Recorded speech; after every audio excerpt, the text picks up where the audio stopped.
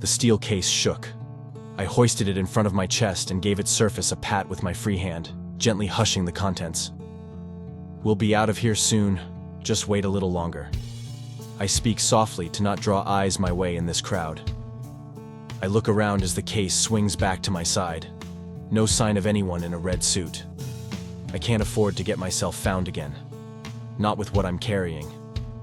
Following the directions my client had given me, I turn and walk into an alley. The lighting here is poor, despite it being daytime. Sheet metal and chicken wire canopy the dirty space between these two buildings. I keep my head down, avoiding eye contact with the scattered punks occupying this space. I'm not afraid of them. I've no reason to be. I just don't want to delay this job any more than I have to. "Hey!" A large man calls out in front of me. I look up to see a hulking beast of a man wearing a black jacket with more spikes than sleeve. Lines of chain dangle from almost every pocket. Clearly, this guy was trying too hard to look intimidating. "What's in the case, stranger?" He pulls out a knife from his side and holds it up to my chin. "Got some special merchandise in there?" "Nothing you'd want," I tell him blankly.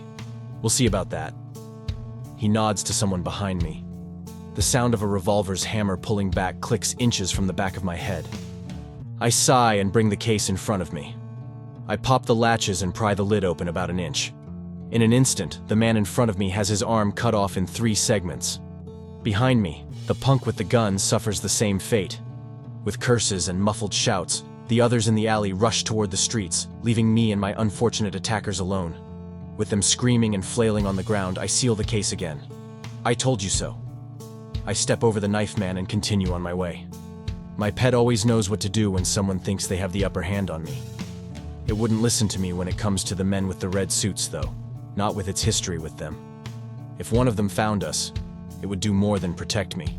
It wants vengeance. I press on and find my destination at last. The old rusty metal door with a buzzing neon sign that says, "The Witch's Den," hanging next to it. Tacky and very unsightly. At least I won't be here long.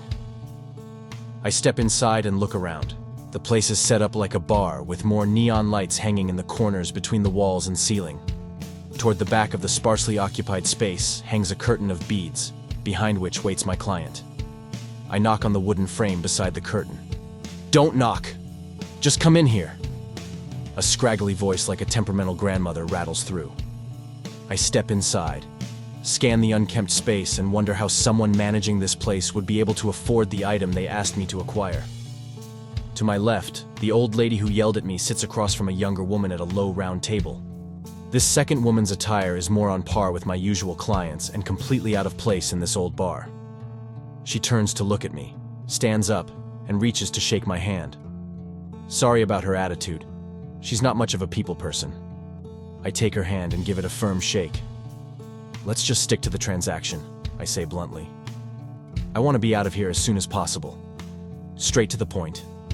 The young lady glances at the case in my hand. "Is it in there?"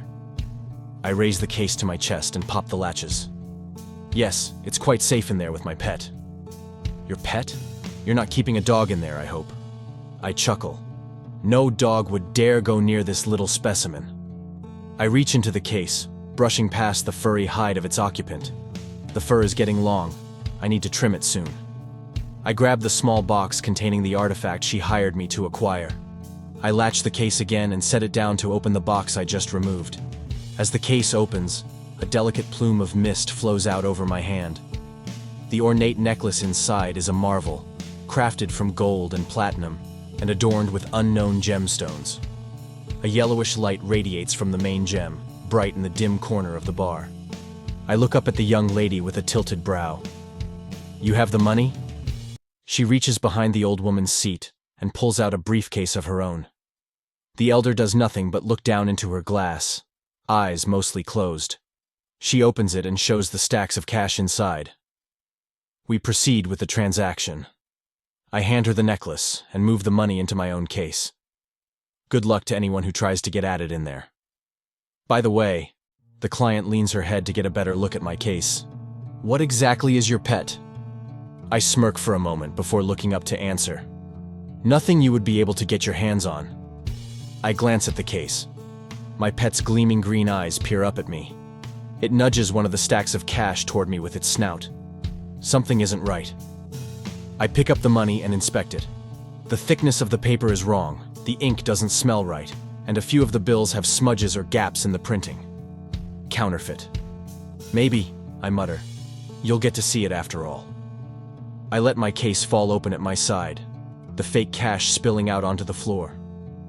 In a flash of black and silver, my pet slashes off my client's arms at the shoulders. The creature moves so quickly I can barely see it. It recovers the necklace and delivers it to my open hand before returning to its home in my briefcase. Maybe next time, try a little harder if you're going to attempt to scam a seeker. I lean over the writhing, bloody mess of a woman on the floor. As she quickly expires from blood loss, I notice an all-too-familiar icon printed on a name tag within the fold of her coat. I turn it over to see the image of a skeletal hand clutching a black rose, the insignia of the red-coated men who hunted me. I knew something was fishy about her. The old woman lifts her head for the first time. You'd best be off, and don't concern yourself with me. This ain't the first time I've dealt with a body. I grip my case tighter and hastily leave through the front door. The sound of a vehicle stopping comes from the mouth of the alley, so I take off in the other direction.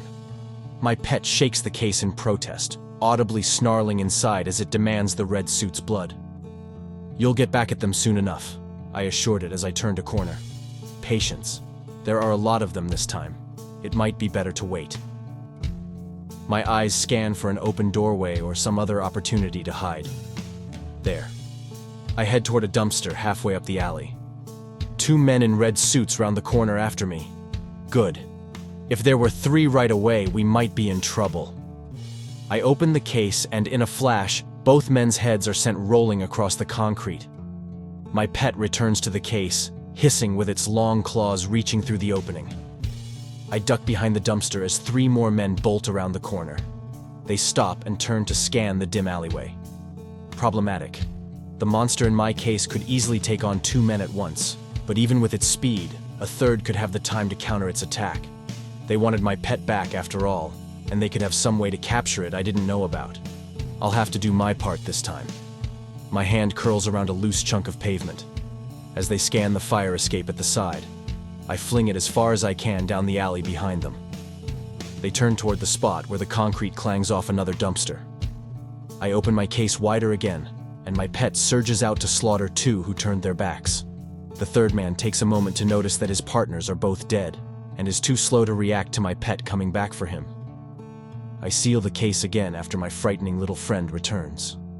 I pick myself up to see the bodies of the 3 red-suited men collapsed on the filthy ground, their heads strewn about the alleyway. After all the trouble they caused for legitimate, honest, hard-working seekers like me, and the trauma they've given my pet, they deserved nothing else. I open the case again, wider than usual, and the creature pokes its cat-like head out. It reaches its clawed feet out the opening. Each bladed talon drips blood and adds to the other stains on my case.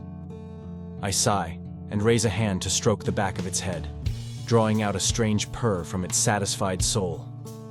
Its black and silver fur still needs a trim soon, and a good bath to wash away the gore, but it still feels soft and soothing under my hand.